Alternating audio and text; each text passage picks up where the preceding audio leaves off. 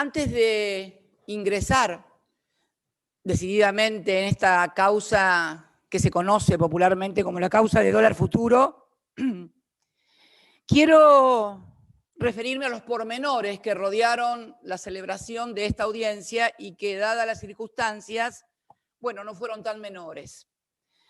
Yo le había indicado a mi abogado, el doctor Veraldi, que pidiera que en la audiencia ante casación pudiéramos hacerla, yo pudiera ir presencialmente ante el tribunal a hablar sobre esta causa y sobre esta cuestión. En la comprensión que los juicios orales, la oralidad en materia penal, implican derechos y garantías también para los acusados. Si se me permite leer un poco el tema de la presencialidad, Mayer sostenía que el principio de inmediación, o sea, que estemos presentes en el tribunal, resulta ser la base del juicio oral y público, entendiéndose como la forma de conseguir un debate transparente propio de las sociedades democráticas en el que las partes se ven las caras y quienes deciden dar el litigio dan la cara. Esto fue lo que motivó mi insistencia en la presencialidad que me fue denegada por ese tribunal. También insistí en la publicidad porque siempre se negó la presencia de los medios de comunicación que ingresaran a la sala, me pasó lo mismo en obra pública, y que pudieran transmitir en vivo y en directo lo que uno está diciendo, explicando, fundamentando. Y en un primer momento también se me negó esto.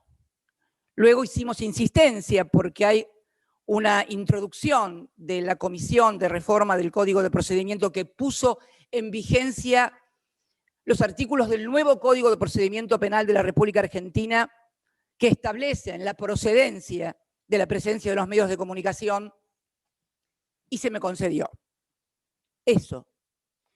Pero antes de todo eso, cuando simplemente había pedido esta audiencia y que se fijara fecha para poder participar yo, se estableció que la fecha de mi participación, y calculo que la del resto también, iba a ser el 1 de marzo de este año.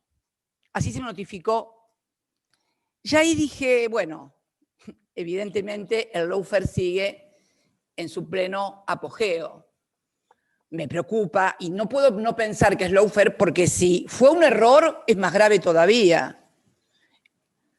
Me preocuparía sobremanera que el tribunal, sus secretarios, sus funcionarios ignoraran artículos de la Constitución Nacional que establecen que todos los 1 de marzo el presidente tiene la obligación, el presidente de la República tiene la obligación constitucional de ir a rendir cuentas sobre el estado de situación del Estado, y obviamente está acompañado por la vicepresidenta, no porque sea la fórmula, sino porque la vicepresidenta de la República Argentina es la que preside la Asamblea Legislativa, tal cual lo marca también la Constitución, donde es convocada, que convocada por el presidente también figura en la Constitución. O sea, primera cuestión, preocupante que fijen una audiencia para el 1 de marzo para alguien que es vicepresidenta de la República, cuando se sabe que ese día, por la mañana, en el horario que hoy estamos acá, como me vieron todos, el día lunes 1 de marzo,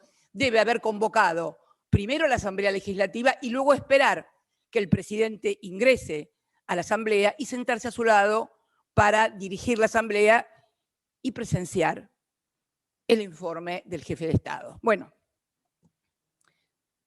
si fue un error, es también muy preocupante que se desconozca la Constitución.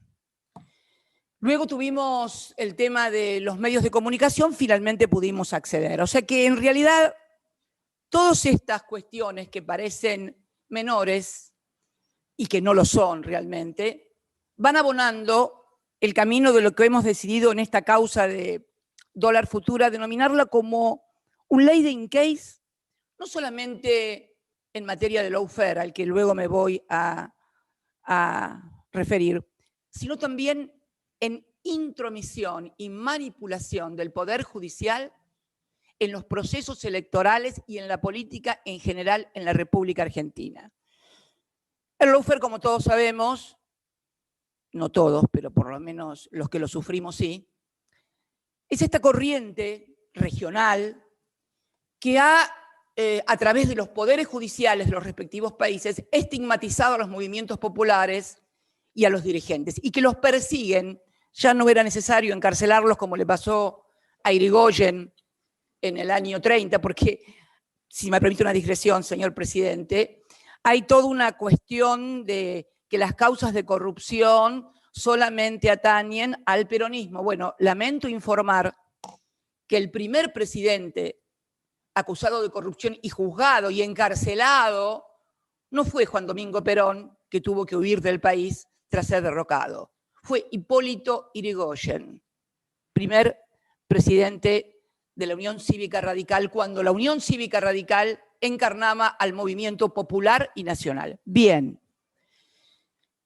Ha sido sustituida estos golpes de Estado que casualmente, y para hacer una referencia histórica, fue legitimado por la Corte Suprema de Justicia de aquel entonces, en 1930, instalando la doctrina de facto. Y bueno, allí empezó una serie de golpes militares que sacudieron la Argentina y la región también, donde la seguridad nacional y la persecución a los movimientos populares se hacía a través de las Fuerzas Armadas. La experiencia argentina de Memoria, Verdad y Justicia culminó con un proceso que había iniciado también el presidente Alfonsín con el juicio de las juntas militares, en donde finalmente las cosas, por lo menos en lo que hace a la institucionalidad de las Fuerzas Armadas y su rol, retornó a su lugar de origen. Sin embargo, se dio esta suerte de surgimiento del lawfare. Ya no es necesario desaparecer mediáticamente, materialmente a los dirigentes políticos, sino que con lo mediático se lo suprime. ¿Y cómo se concatena esto? Bueno, el lawfare no es solamente la persecución desde el Poder Judicial, es además la articulación con los medios de comunicación. ¿Por qué? ¿Cómo se hace esto? Únicamente porque los medios de comunicación titulan corrupción, aquel es un corrupto, aquella es una corrupta. No, no, no, no. Cuentan cosas que no existen en los expedientes. O sea, relatan, forman un relato que después no encuentra asidero en las pruebas y en los hechos concretos que tienen los expedientes judiciales que tramitan en el Poder Judicial. Pero claro, ya cuando se deciden las sentencias, tienen que ver con lo que apareció publicado en los medios, pero poco o nada absolutamente que ver con lo que aparece en el expediente. Por eso, el tema de la presencia de los medios de comunicación. Y la presencialidad también porque es bueno siempre conocerle la cara a los jueces, a los fiscales. Yo, por ejemplo, lo estoy viendo a usted, doctora, ahora Daniel Petrone, pero la verdad que su cara no la conocía. Sí conocía a otra integrante del tribunal, la doctora Ana María Figueroa, porque la he visto en los medios de comunicación cuando denunció la presión que había sufrido por funcionarios del gobierno de Mauricio Macri en otra causa que también me tiene por acusada y que es la causa de memorándum de Irán. Ahí le conocí la cara, pero usted no se la conocía, la conozco ahora. Sería bueno que también no solamente apareciera en algún momento mi cara para que pudiera verse en los medios de comunicación, sino también la cara del doctor Daniel Petrone. Al doctor Barrotavenia directamente tampoco, nunca lo vi, ni vi ninguna foto, no lo conozco. Siempre el anonimato de quienes deciden determinado tipo de causas siempre es muy conveniente. Tampoco conozco la cara del fiscal Raúl Ple, que es el acusador. Por eso rescataba las palabras del maestro Julio Mayer, diciendo quienes deciden dar el litigio, dan la cara. Yo siempre di la cara, no solamente acá, he ido a todas las indagatorias que se me citaron, inclusive aquellas que fueron 8 indagatorias, siempre di la cara y la voy a seguir dando además. Bien, esta suerte de introducción que tenía que ver para explicar por qué la presencialidad es tan importante y por qué la publicidad también es tan importante. Ahora vamos a introducirnos directamente en la causa que nos atañe y por la cual estoy sentada hoy aquí acusada. La causa se conoce popularmente con el nombre de dólar futuro y es bueno no solamente referirnos al texto de la causa, sino al contexto en el cual ésta se desarrolló. El texto de la causa sería la acusación que se hizo de administración fraudulenta de los recursos del Estado, en este caso de los recursos del Banco Central, y perjuicio en 55.000, creo que la acusación del doctor Bonadío fue 55.000 millones de pesos. Quiero que todos recordemos esta cifra, por favor. Se nos acusó de hacerle perder al Estado Nacional o al Banco Central 55.000 millones de pesos. Reitero, 55.000 millones de pesos. Bien, ¿cómo se inicia y cuándo se inicia esta causa? Esta causa se inicia por una denuncia del entonces presidente del bloque de la Unión Cívica Radical de Diputados, Mario Negri, actualmente sigue siendo el diputado ya de Juntos por presidente y diputado del bloque de Juntos por el Cambio. Y el otro denunciante fue Federico Pinedo, entonces presidente del bloque del PRO. Era la alianza de la Unión Cívica Radical con el macrismo que se presentaban a elecciones. ¿Y cuándo fue esa denuncia? Esa denuncia se produce el 30 de octubre del 2015. ¿Le suena? 30 de octubre del 2015. 5 exactos días después de la primera vuelta electoral presidencial, se renovaban autoridades presidenciales en la República Argentina. Yo estaba a cargo de la primera magistratura. Y las elecciones tuvieron lugar el domingo 25 de octubre del 2015. 5 días después, el 30 de octubre del 2015, tenemos la denuncia. ¿Y por qué es importante rememorar estas fechas? Porque en ese momento no se sabía, sí se sabía quién iba a ingresar por nuestra fuerza política, pero no se sabía si el que quedaba era Mauricio Macri, entonces jefe de gobierno de la ciudad, o Sergio Massa, que también competía por la presidencia de la República desde el Frente Renovador. Curioso, ¿no? Que 5 días después de definido que el proceso electoral se disputaba entre Daniel Scioli y Mauricio Macri, recién allí, se hace la denuncia de Mario Negri y Federico Pinedo. ¿Y qué denuncian? ¿Qué denuncian ellos? Denuncian que desde septiembre hasta octubre el Banco Central ha venido perdiendo muchos dólares, ha venido perdiendo reservas a través de un instrumento del mercado financiero, del mercado cambiario, denominado contratos de dólar futuro. ¿Qué decían? Que a través de esos contratos de dólar futuro, mi gobierno favorecía a amigos con esos contratos y ocasionaba pérdidas de dólares y de reservas. Bien, no había cifras todavía de este perjuicio, pero la figura que denunciaron públicamente y que por supuesto fue reproducida a tambor batiente por todos los medios de comunicación hegemónicos, operaciones para favorecer amigos del gobierno en materia de dólares. Ustedes saben, doctor, y ustedes saben, a todos los que nos están escuchando, el efecto de encantamiento que la palabra dólar provoca, no solamente en los agentes económicos, sino, lamentablemente, en todos los argentinos y las argentinas. Bien. ¿Dónde cae esta denuncia? Segunda parte. Se sortea en Comodoro Pi la denuncia de Mario Negri y Federico Pinedo. ¿Y dónde cae? en el inefable juzgado a cargo del entonces doctor Bonadío. El 30 de octubre, repito, fue la denuncia. ¿Qué hace el doctor Bonadío? Contexto.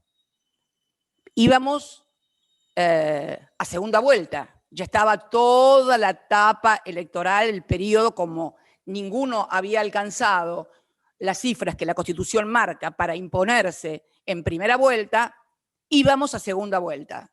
La segunda vuelta entre Daniel Scioli y Mauricio Macri, ¿sí? El país entero en un proceso electoral definitorio. Definitorio porque, bueno, si subían unos, no sé qué iban a hacer, si subían, bueno.